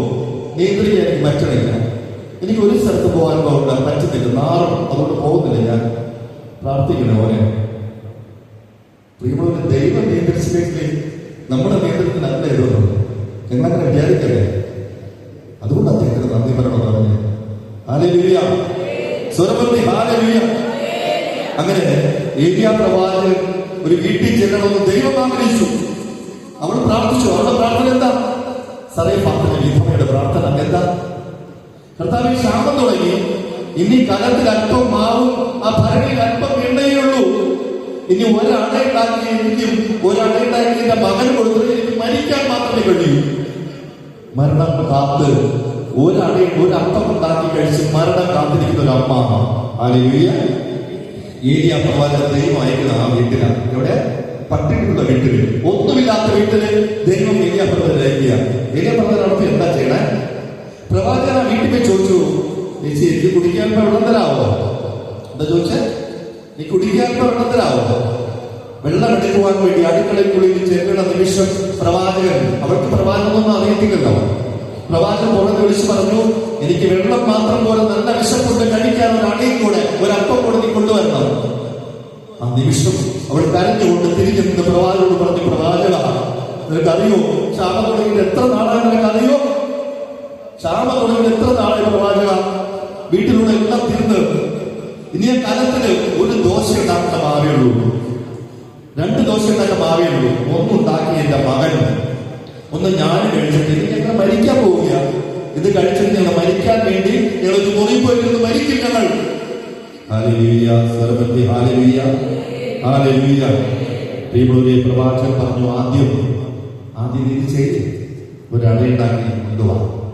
അവൾ ഒരു മടിയും പറയാതെ, ഒരു വിസമ്മതവും പറയാതെ അവൾ അടുക്കളയിൽ പോയി പ്രവാചകന്റെ സ്വരം അതേപടി അവൾ അനുസരിച്ചുകൊണ്ട് ഒരു അടയുണ്ടാക്കി പ്രവാചകൻ കൊണ്ടുപോയി കൊടുത്തു. വചനം എന്താ പറയണേ? വചനം പറയുന്നു, ക്ഷാമം തീരുന്നത് വരെ ആ കലത്തിലെ മാവ് തീർന്നു പോയില്ല, ഭരണിയിൽ എണ്ണ കുറഞ്ഞു പോയുമില്ല. ഹല്ലേലൂയ. പ്രിയമുള്ളവരെ, ദൈവത്തിന്റെ സ്വരം കേട്ട് അതനുസരിക്കുന്ന നിമിഷം ദൈവം നമ്മളെയൊക്കെ പോറ്റി പുലർത്തുന്ന വിധങ്ങൾ ഇത്തരത്തിലൊക്കെയാണ്. ഹല്ലേലൂയ. മറന്നുപോലും നിങ്ങൾ. ഹല്ലേലൂയ. ഞാനൊരു കാര്യം കൂടെ പറഞ്ഞു, ഞാനിങ്ങനെ സമാപിക്കാൻ ആഗ്രഹിക്കുകയാണ്. നമ്മൾ പുതിയ നിയമത്തിലേക്ക് വരുമ്പോ നമ്മൾ കാണുന്നൊരു കാര്യം, വിശുദ്ധ മർക്കോസ് സുവിശേഷം 2-ാം അധ്യായം 1 മുതൽ 12 വരെ വായിക്കുമ്പോൾ നമ്മളോട് കാണുവാൻ പറ്റുന്നൊരു കാര്യം, വിശുദ്ധ മർക്കോസ് 2-ാം അധ്യായം 1 മുതൽ 12 വരെ അവിടെ എഴുതി വെച്ചിരിക്കുന്നു, ഒരു തളർവാദ രോഗി വീട്ടിലിങ്ങനെ അവശനായി കിടക്കുകയാണ്, ആരുമില്ല. നമ്മൾ വായിക്കുമ്പോൾ കാണാൻ പറ്റുന്ന ഒരു കാര്യം, അവന് സുഖപ്പെടാൻ കഴിയില്ല. നമുക്ക് തന്നെ അറിയോ, എനിക്ക് ഈ ആലപ്പാറ എന്ന് പറയുന്ന സ്ഥലത്ത് ഒരു തളർന്ന മനുഷ്യന്റെ അരിയിലേക്ക് ചെല്ലാനുള്ള സാഹചര്യം ഉണ്ടായി. ഞാൻ ആ ആലപ്പാറ പള്ളി പ്രസംഗിക്കാൻ പോയപ്പോ അന്നുണ്ടായിരുന്ന അച്ഛൻ എന്നോട് പറഞ്ഞു, ബ്രദറെ, നിങ്ങൾ ഒത്തിരി സഹായങ്ങളൊക്കെ ചെയ്യുന്നവരല്ലേ, എന്റെ പള്ളിയുടെ മുൻവശത്തെ വീട്ടിൽ രാഘവൻ എന്ന് പറയുന്ന ഒരു മകൻ സ്പൈനൽ കോഡ് പോയി തളർന്നു കിടക്കുക. ഞങ്ങൾ അടുത്ത ദിവസം ഞാൻ അവിടെ ചെന്നപ്പോൾ കാണുന്ന കാഴ്ച, ചാണകം വഴിയ തറ, ആ തറയിൽ 2 കുഞ്ഞുങ്ങൾ ഇരിപ്പുണ്ട്, ഒരു മനുഷ്യൻ തളർന്ന് കിടപ്പുണ്ട്, ഒരു അമ്മ ഒരു പാത്രത്തിൽ കഞ്ഞി വെച്ചിട്ട് ഒരു സ്പൂണുണ്ട്, ഈ കുഞ്ഞുങ്ങൾക്ക് കഞ്ഞി കോരി കൊടുക്കുന്നു. ഇടയ്ക്കിടയ്ക്ക് ഈ വീസറെടുത്ത്, പാടയിൽ ഉണ്ടാക്കിയ ഒരു വീസറെടുത്ത് ഈ ചാണകം പൊഴിയ തറയിൽ ഒരു പനയോളം പായി കിടക്കുന്ന ആ സഹോദരൻ വീശി കൊടുക്കും. അവിടെ കൈ ഉയർത്താൻ കഴിയും, പക്ഷേ അദ്ദേഹത്തിന്റെ അരയ്ക്ക് താഴെ തളർന്നു പോയി. ഇപ്പൊ ഞാൻ ചോദിച്ചു, രാവിലെ എന്ത് പറ്റിയതാണ്? അദ്ദേഹം പറഞ്ഞു, ഒരിക്കലും വണ്ടിയും കാവിനെ മേസ്ത്രി പണി തിരികെയായിരുന്നു. ചാരം കിട്ടിയിരുന്നു, 2-ാം നിലയിൽ മുകളിൽ ചാന്തെടുത്ത് മേസ്ത്രിക്ക് കൊടുത്തിട്ട് തിരിയുമ്പോ ഞാൻ ആ ചാരത്തിൽ നിന്ന് താഴെ വീണതാണ്. ലോറിയിൽ നിന്ന് പാറ ഇറക്കിയിട്ടുണ്ടായിരുന്നു, പാറ ഇറക്കിയിട്ടിരിക്കുക ലോറിയിൽ നിന്ന്. ഞാൻ ഈ ഇറക്കിയിട്ടിരുന്ന പാറയുടെ പുറത്താണ് വീണത്. രാഘവൻ പറഞ്ഞു, രാഘവൻ കല്യാണം, ആ രാഘവൻ എന്ന് പറയുമ്പോൾ ആ വീട്ടിലെ മരുമകനാണ്. ആ വീട്ടിലെ മകളെ കെട്ടിച്ചുകൊണ്ട് സൂര്യകോട് എന്ന് പറയുന്ന സ്ഥലത്താണ്, തമിഴ്നാടാണ് സൂര്യകോട്. അങ്ങനെ മരുമകനാണ് ഈ വീട്ടിൽ കിടക്കുന്നത്. അമ്മാവനുണ്ട്, അമ്മായിയുണ്ട്, ആ മകളുണ്ട്, ഈ മരുമകനുണ്ട്, 2 കുഞ്ഞുങ്ങളുണ്ട്, കുഞ്ഞുങ്ങളുണ്ട്. ഇപ്പോൾ എന്ത് ചെയ്യാൻ പറ്റുമെന്ന് അറിയില്ല. ഞാൻ പറഞ്ഞ തളർന്ന് കിടക്കുന്നവരെ കുറിച്ച് പറഞ്ഞതാണ്. എങ്കിലും ഞങ്ങൾ അന്ന് കാരക്കുളം ആശുപത്രി കൊണ്ടുപോയി അഡ്മിറ്റ് ചെയ്തു. അന്ന് സാംസൺ നേഴ്സിയ ഡോക്ടർ ഉണ്ടായിരുന്നു. ഡോക്ടറെ എനിക്ക് വലിയ സന്തോഷത്തോടെ ഞാൻ കൊണ്ടുപോയപ്പോൾ ഡോക്ടർ പറഞ്ഞു, ഇയാളെ ഞാൻ മെഡിക്കൽ കോളേജിൽ വെച്ച് നോക്കി, ഇനി ഒരു രക്ഷയില്ലാന്ന് പറഞ്ഞു വിട്ടതാണ്, ഒന്നും ചെയ്യാൻ പറ്റത്തില്ല, കൊണ്ടുപോകാൻ പറഞ്ഞ് വളരെ വിഷമത്തോടെ ഞങ്ങൾ തിരിച്ചിറങ്ങുമ്പോ അവിടെ തൊട്ടടുത്തൊരു ഡോക്ടർ ഇരിപ്പുണ്ടായിരുന്നു. ഇത് പറയാൻ ആഗ്രഹിച്ചത് എനിക്ക് വന്നുപോയതാണ്. ആ ഡോക്ടർ വന്നിട്ട് പറഞ്ഞു, അടുത്ത മുറിയിലേക്ക് കൊണ്ടുചെല്ലാൻ പറഞ്ഞു, തൊട്ടടുത്ത മുറിയിലേക്ക് കൊണ്ടുചെല്ലാൻ പറഞ്ഞിട്ട് ആ ഡോക്ടർ വന്നിട്ട് പരിശോധിച്ചു. ആ ഡോക്ടറുടെ പേര് ഡോക്ടർ ചെറിയാണ്, ഒന്നുണ്ടോ എന്ന് എനിക്ക് അറിയില്ല. ഡോക്ടർ പരിശോധിച്ചു. ഡോക്ടർ പറഞ്ഞു, ഒരു കാര്യം ചെയ്ത് അഡ്മിറ്റ് ചെയ്യാൻ പറഞ്ഞു. അങ്ങനെ അദ്ദേഹത്തെ ഏകദേശം 21 ദിവസമാണ് അഡ്മിറ്റ് ചെയ്തു. പ്രിയമുള്ളവരെ, ഫിസിയോതെറാപ്പി കൊടുത്തിട്ട് അദ്ദേഹത്തിന് ബാത്റൂമിൽ എഴഞ്ഞെങ്കിലും പോകാത്ത തരത്തിലെത്തിച്ചു ഡോക്ടർ. ഒന്ന് കൈകുത്തി വീൽ ചെയറിലേക്ക് ഇരിക്കുവാൻ പറ്റുന്ന തരത്തിലേക്ക് ഡോക്ടർ എത്തിച്ചു. രാഘവൻ ഇന്ന് ജീവിച്ചിട്ടില്ല. ഞാൻ പറഞ്ഞ കാര്യം, തളർന്നു കിടക്കുന്നവൻ സഹായിക്കാൻ ആരുമില്ല, അല്ലേ? ഞാൻ നിങ്ങൾക്കൊരു ജോലി തരികയാണ്. ഞാൻ ഈ കഷ്ടപ്പാടിന്റെ സംഭവങ്ങൾ നിങ്ങളോട് പറഞ്ഞില്ലേ, എന്ത് രസമായിട്ട് അതൊക്കെ കേട്ടോണ്ടിരിക്കുന്നത്, എന്ത് സുഖമല്ലേ കേട്ടോണ്ടിരിക്കാൻ, ഒരു കഥാപ്രസംഗം കേൾക്കണ പോലെ, അല്ലെ? നമ്മളെന്താ പ്രസംഗം കേൾക്കണൊക്കെ എങ്ങനെയാണ്? ഈ പ്രസംഗം കേൾക്കുന്നതോട് സുഖമാണ്. ആരാധനയിൽ പങ്കെടുക്കാൻ നല്ല സുഖമാണ്. കൈയടിച്ച് പാട്ട് പാടുമ്പോ ആത്മാവിൽ ആരാധിക്കുമ്പോ ഒരു ആനന്ദം ഉള്ളിലുണ്ടാകും. നമ്മൾ എഴുന്നേറ്റ് വരും. കർത്താവ് ചോദിക്കും, മക്കളെ നീ എനിക്ക് വേണ്ടി എന്താണ് ചെയ്തത്? നീ നിന്റെ സുഹൃത്തിന് വേണ്ടി പാടി, നീ പാട്ട് പാടി, എല്ലാം ചെയ്തല്ലോ, എനിക്ക് വേണ്ടി എന്ത് ചെയ്തു? യേശുവിന് വേണ്ടി നിങ്ങൾ ചെയ്യാൻ ഇറങ്ങുമ്പോ കഷ്ടപ്പാടുള്ളത്. യേശുവിന് വേണ്ടി ചെയ്യാൻ ഇറങ്ങുമ്പോ നാണക്കേടുണ്ടാകും, കുത്തുവാക്ക് കേൾക്കേണ്ടി വരും, വേദനിക്കേണ്ടി വരും, അടി കൊടുക്കേണ്ടി വരും. ഹല്ലേലൂയ. യേശു ചോദിക്കും, എനിക്ക് വേണ്ടി എന്താ ചെയ്യണം? ഇതുവരെ ചെയ്തത് നിനക്ക് വേണ്ടിയാണ്. ഞാൻ പറയട്ടെ, ഈ കൺവെൻഷൻ കഴിഞ്ഞിട്ട് ഒരു ബക്കറ്റ് ഞാൻ ഇവിടെ വെച്ചിട്ട് നിങ്ങളുടെ പ്രാർത്ഥനാ വിഷയം എഴുതിക്കൊണ്ടിടാൻ ഞാൻ പറഞ്ഞാൽ നിങ്ങൾ എന്തൊക്കെയാ പ്രാർത്ഥന വിഷയം എഴുതിക്കൊണ്ടിടുക? കർത്താവേ, എന്റെ മകന് ജോലി കിട്ടണം. കർത്താവേ, എന്റെ മകൾക്ക് വിവാഹം നടക്കണം. കർത്താവേ, എന്റെ നടുവേദന മാറണം. ഭൗതികമായ നമ്മുടെ ആവശ്യമല്ലാതെ കർത്താവേ, എന്റെ കുറവുകളെ പരിഹരിച്ച് എന്റെ സ്വർഗത്തിലേക്ക് കൊണ്ടുചേരണേ. ഒരു പ്രാർത്ഥനയിലുണ്ടാവുമോ? ഞാൻ കുറ്റപ്പെടുത്തിയവരെ നമ്മുടെ കുഴപ്പങ്ങൾ, കുറവുകൾ ഞാൻ ചൂണ്ടിക്കാണിച്ചു. നിങ്ങൾക്കൊരു നന്മ ചെയ്യണമെങ്കിൽ കഷ്ടപ്പാട് സഹിക്കണം. ഈ തളർന്ന് കിടന്നവനെ 4 യുവാക്കൾ കടന്നു വന്നിട്ട് അവനെ പൊക്കിയെടുത്തു, അവനെ യേശുവിന്റെ അടുത്തേക്ക് കൊണ്ടുപോയി. അവർക്കറിയാം യേശു സുഖപ്പെട്ടു. അവിടെ പോയപ്പോഴോ എന്ത് കഷ്ടപ്പാടാ! യേശു ഇരിക്കുന്ന വീടിനുള്ളിലാണ്. ആ വീട് മുഴുവൻ ജനങ്ങളാണ്, അല്ലെ? വീട് മുഴുവൻ, ആ പരിസരം മുഴുവൻ, എല്ലാം മുഴുവൻ ജനങ്ങളാണ്. ഒരു രക്ഷയില്ല, അവർക്ക് കയറാൻ പറ്റത്തില്ല. അത്ര കഷ്ടപ്പാടാണ്. അവരെന്ത് ചെയ്തു? നിങ്ങൾ ചെയ്യേണ്ട ജോലി ഇതാണ്. ഒരു ലക്ഷ്യത്തിലേക്ക് ഇറങ്ങിയാൽ എന്ത് കഷ്ടപ്പാട് സഹിച്ചവർ എത്ര ദൈവം അതാ പറയട്ടെ. അവിടെ ബുദ്ധി ഉപയോഗിച്ച് ചെയ്യേണ്ട കഷ്ടപ്പാടിനോട് നിങ്ങൾ ചെയ്തിട്ടേ വരാവൂ. ഹല്ലേലൂയ. ദൈവം അതിനാ വിളിച്ചിരിക്കുന്നത്. മരിക്കണേ മരിച്ചോട്ടെ, എപ്പോഴാണ് മരിക്കത്തില്ലേ? മരിക്കാൻ ചിലപ്പോൾ നേരത്തെ മരിക്കണം, ആരും കൊന്നുകളയോ തീരട്ടവിടെ. ഒരു നന്മയും ചെയ്തിട്ട് മരിക്കാൻ കഴിഞ്ഞില്ല. കാരണം മരിച്ചു കഴിയുമ്പോൾ ആ നിമിഷം നിങ്ങൾ കർത്താവിന്റെ മുഖം കാണും. മരിച്ചു കടന്നുപോയവരെല്ലാം തിരിച്ചു വന്നവരുണ്ടല്ലോ, അവർ പറയുന്ന കാര്യമാണ്. നിങ്ങൾ മരിച്ചു കഴിഞ്ഞാൽ ആ നിമിഷം യേശുവിനെ കാണും. കാരണം നിങ്ങളുടെ കുഴിപാടത്തിന് അപ്പുറത്തേക്ക് കടന്നു വരാൻ കഴിയുന്ന ഒരൊറ്റ ആളേ ഉള്ളൂ, യേശു മാത്രം. ഈ 4 ചെറുപ്പക്കാർ ആ മനുഷ്യനെ കൊണ്ടുപോയി അകത്ത് കയറാൻ പറ്റത്തില്ല. നമ്മളെന്ത് ചെയ്യും? അവിടെ വരെ കൊണ്ടുപോയി ആംബുലൻസിൽ നടക്കില്ല, തിരിച്ചു കൊണ്ടുപോയി. അവരാ ഉടമസ്ഥന്റെ അനുവാദം ചോദിച്ചോന്നില്ല വീട്ടുകാരന്. അവരൊരു സൈഡിൽ കൂടെ ഈ ജനലിൽ കൂടെ മുകളിൽ കയറി ആ ഓടടക്കി 4-5 ഓടടക്കിയിട്ട് ഈ മനുഷ്യനെ കെട്ടി മുകളിൽ കയറ്റി ആ വീടിന്റെ മേൽക്കൂരിലൂടെ യേശുവിന്റെ മുമ്പിലേക്ക് ഇറക്കി വെച്ചു. ഹല്ലേലൂയ. അത് ചോദിക്കാം, നന്മ ചെയ്യണേ കഷ്ടപ്പാടുണ്ട്. നന്മ ചെയ്യണേ കഷ്ടപ്പാടുണ്ടല്ലേ? ഒരു കുഞ്ഞിനെ പ്രസവിക്കുന്ന ഒരു അമ്മയ്ക്ക് വേദന അനുഭവിച്ചേ പറ്റൂ. വേദന അനുഭവിച്ചാൽ കുഞ്ഞിനെ നമുക്ക് ഭൂമിയിൽ ജന്മം കൊടുക്കാൻ പറ്റൂ. കഷ്ടപ്പാടുണ്ട്. മരണത്തോട് എത്തുന്നില്ല. ചില അമ്മമാർക്കെങ്കിലും അറിയാം, എല്ലാവർക്കും അനുഭവം ഉണ്ടാവില്ല. എന്റെ സഹോദരിമാർ പറയട്ടെ, ഞാൻ മരണത്തിന്റെ അറ്റത്തെത്തി, മരിച്ചു എന്ന് കരുതി തിരിച്ചു വരുന്നൊരിക്കലും വിചാരിച്ചതല്ല. പക്ഷേ ഈ കുഞ്ഞിനെ കാണാൻ ഭാഗ്യം കിട്ടി, തിരിച്ചു വരാൻ പറ്റി. അറ്റത്തെത്തിയതാണ് ഞാൻ, മരണത്തിന്റെ അറ്റത്ത് എത്തിയതാണ്. ഈ മനുഷ്യൻ യേശുവിന്റെ മുമ്പിൽ ഇറക്കി യേശു പറഞ്ഞു, മക്കളെ, നിങ്ങളുടെ വിശ്വാസം കണ്ടിട്ട് ഞാൻ പറയുക, ഇവന്റെ പാപങ്ങൾ മോചിച്ചു കൊടുത്ത് ഇവരെ സുഖപ്പെടട്ടെ. അവനെ പറഞ്ഞു യേശു. ഹല്ലേലൂയ. അവൻ അവിടെ നിന്ന് പോയി, സുഖപ്പെട്ടു പോയി. ചെയ്യാൻ പറ്റുന്ന ശുശ്രൂഷ ഒരു ഉദാഹരണം പറഞ്ഞു നിർത്തുകയാണ്. ഒരു അപ്പൻ, ഒരു അമ്മ, ഒരു മകൾ, കുഞ്ഞുമകൾ. അപ്പനും അമ്മയും കുഞ്ഞുമകളും കൂടെ ഒരു കല്യാണത്തിന് പോവുകയാണ്. കാർത്തികനെ കല്യാണത്തിന് പോകും. അപ്പനാ വണ്ടി ഓടിക്കണേ, മോള് മുമ്പിൽ ഇരിപ്പുണ്ട്, അമ്മ പുറകിൽ ഇരിപ്പുണ്ട്. വണ്ടി ഓടിച്ച് ചെല്ലുമ്പോ ഒരു ചെറിയ പട്ടിക്കുഞ്ഞുണ്ടല്ലോ, റോഡ് ക്രോസ് ചെയ്യുമ്പോ അപ്പന് കണ്ടില്ല. അപ്പൻ ദൂരെ നോക്കി പട്ടിയെ കണ്ടില്ല. പട്ടി ഇടിച്ചു. പട്ടിയുടെ കാൽ ഒടിഞ്ഞിട്ട് പട്ടിയുടെ നിലവിളിക്കുക. അവിടെ ഈ മകളിൽ അപ്പന്റെ മുതിയിൽ അടിച്ചു പറഞ്ഞു, അപ്പ വണ്ടി നിർത്ത്. മകളുടെ നിലവിളി കേട്ടിട്ട് അപ്പൻ വണ്ടി സൈഡിലേക്ക് ഒതുക്കി. വണ്ടി നിർത്തുന്ന നിമിഷം ഈ കുഞ്ഞു മകളുണ്ടല്ലോ, 4ാം ക്ലാസ് പഠിക്കുന്ന മകള്, അവൾ ആ ഡോർ തുറന്നിട്ട് പുറത്തിറങ്ങി. അവൾ ഓടിപ്പോയി കാലൊടിഞ്ഞ് രക്തം വാർന്നു കിടക്കുന്ന ഈ പട്ടിക്കുഞ്ഞിനെ, അവർ കല്യാണത്തിന് പോകാൻ പോയതാ. ഈ പട്ടിക്കുഞ്ഞിനെ എടുത്ത് അവൾ ഓടിക്കൊണ്ട് വണ്ടി കയറി. അപ്പനോട് പറഞ്ഞു, അപ്പ കല്യാണത്തിന് ഓടുമ്പോട്ടാ ഈ പട്ടി കൊണ്ട് പെട്ടെന്ന് ആശുപത്രി പോകപ്പാ, ആശുപത്രി കൊണ്ടുപോകാം. അങ്ങനെ മകളുടെ നിർബന്ധം സഹിക്കാൻ വയ്യാതെ ഈ അപ്പൻ ഈ പട്ടിക്കുഞ്ഞിനെ കൂടെ ആശുപത്രിയിൽ പോയി. ഡോക്ടറോട് കാര്യങ്ങളും വിവരങ്ങളൊക്കെ പറഞ്ഞു. ഈ മകളൊക്കെ ഭയങ്കരമായിട്ട് കരയില്ല. അവളുടെ കരച്ചിൽ കണ്ടിട്ട് ഡോക്ടർ നഴ്സുമാരെല്ലാം കൂടെ ഈ പട്ടിയുടെ കാല് മുറിവൊക്കെ വച്ചു കെട്ടി കൊടുത്തേച്ചു. കല്യാണത്തിനൊന്നും പോയില്ല. ഈ പട്ടിയെ കൊണ്ട് ഈ മകളും അപ്പനും അമ്മയും കൂടെ വീട്ടിലേക്ക് മടങ്ങി. പ്രിയമുള്ളവര്, അവള് സ്കൂളിൽ പോകും. 2 ദിവസം സ്കൂളിൽ പോയില്ല, ഈ പട്ടിയുടെ കൂടെ തന്നെ. പിന്നെ അമ്മ നോക്കിക്കൊള്ളാമെന്ന് പറഞ്ഞ് നിർബന്ധിച്ച് മകളെ സ്കൂളിൽ പറഞ്ഞയച്ചു. പിന്നെയും ഈ പട്ടി ആശുപത്രി കൊണ്ട് ചികിത്സിക്കും. അങ്ങനെ ചികിത്സയിലൂടെ ഏകദേശം 1 മാസത്തിനുള്ളിൽ പട്ടിയുടെ കാലൊക്കെ ശരിയായി. കുഞ്ഞു പട്ടിയാണ്, കാല് ശരിയായി.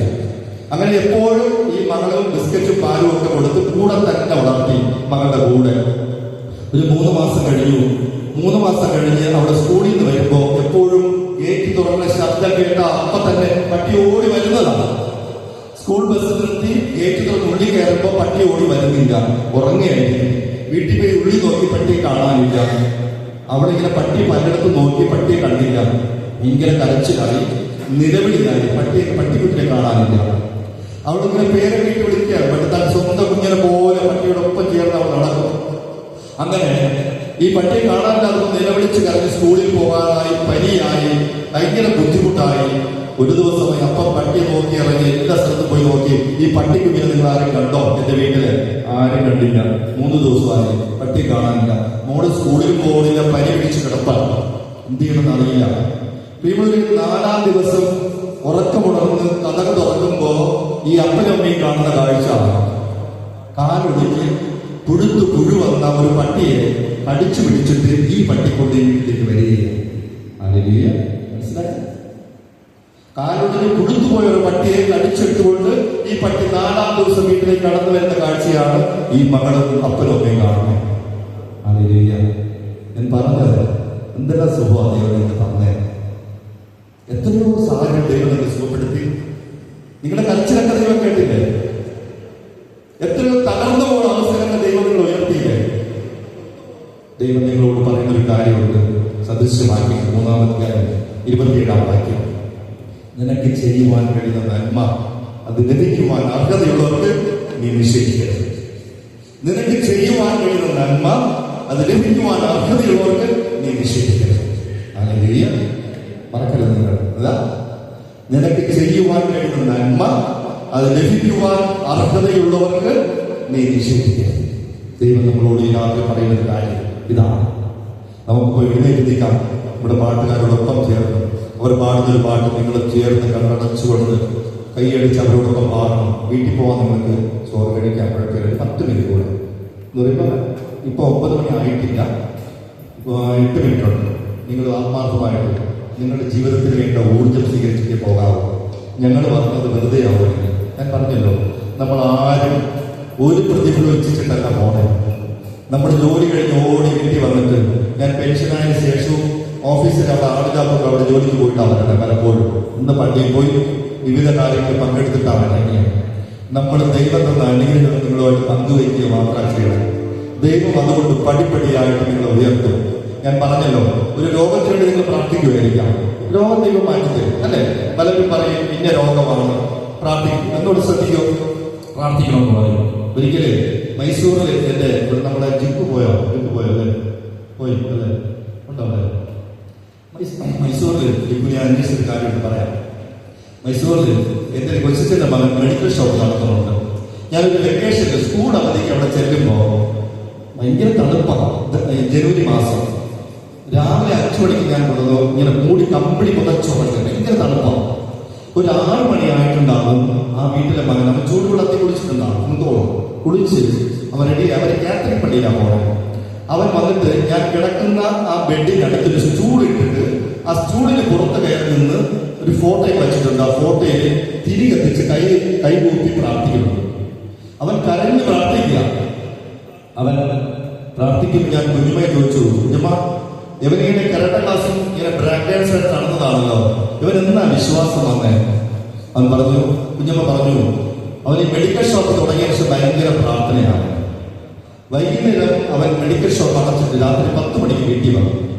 ഞാൻ അവനോട് ചോദിച്ചു, അവനോട് ഈ ഭയങ്കര പ്രാർത്ഥനയാണല്ലോ ഇപ്പോ, നീ ഭയങ്കര വിശ്വാസമാണല്ലോ ദൈവത്തോട്, എങ്ങനെ നിനക്ക് പറ്റിയത് ഇങ്ങനെ?